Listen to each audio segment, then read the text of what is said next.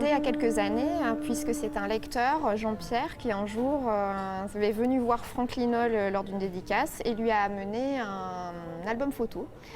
Ce lecteur était passé par tous les lieux de la 5e victime et de rendez-vous avec le tueur et avait donc photographié. Donc l'idée est née de là, de ce lecteur qui avait photographié les lieux de ses romans.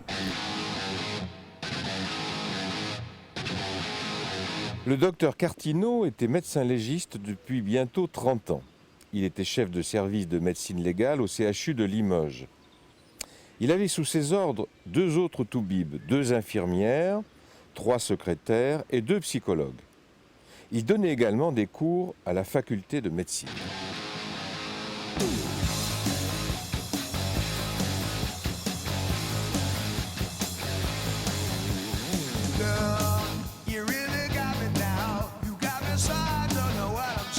On croise tout au long de cet itinéraire des lieux qui sont représentés sous forme de photographie, mais aussi des scènes du roman et des personnages qu'on a choisi d'illustrer par le biais du dessin, qui ont été faits par Lionel Londex, les photographies par Hélène Delarbre.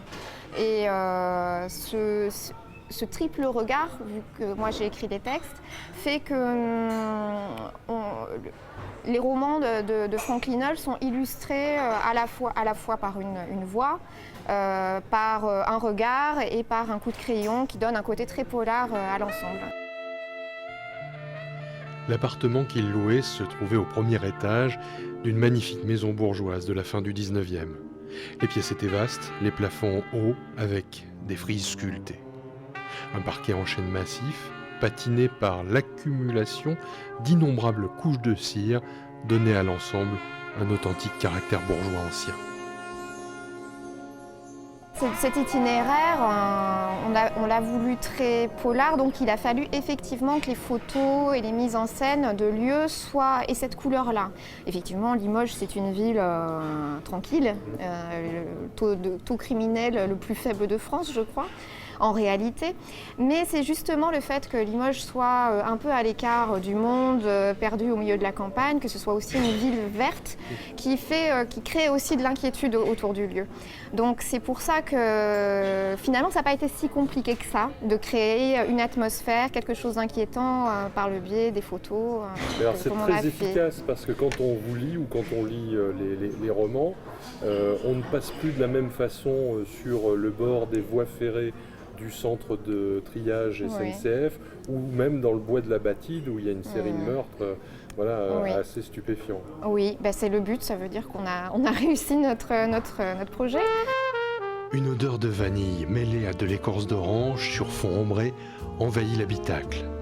C'était voluptueux, comme si d'un coup, un nuage plein des senteurs suaves de l'Orient avait inondé l'air qu'il respirait.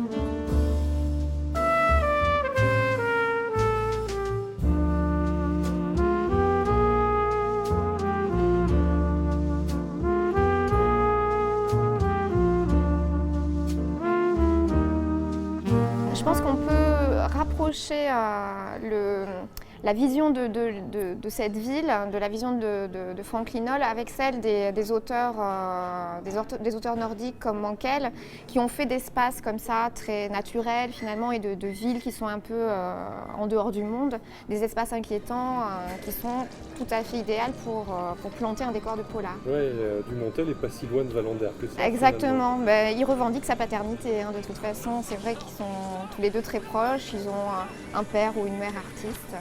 Donc il y a une vraie filiation entre les deux personnages. On est dans le cadre du roman populaire parce que Franck Linol et le personnage de Dumontel ont créé un vrai lien affectif avec leurs lecteurs. Il y a un vrai lectorat qui attend les romans à chaque fois juste avant qu'ils sortent. Alors le prochain, il me semble, si mes sources sont fiables, qu'il devrait sortir au mois de mars et qu'il s'appellera Yellow Cake.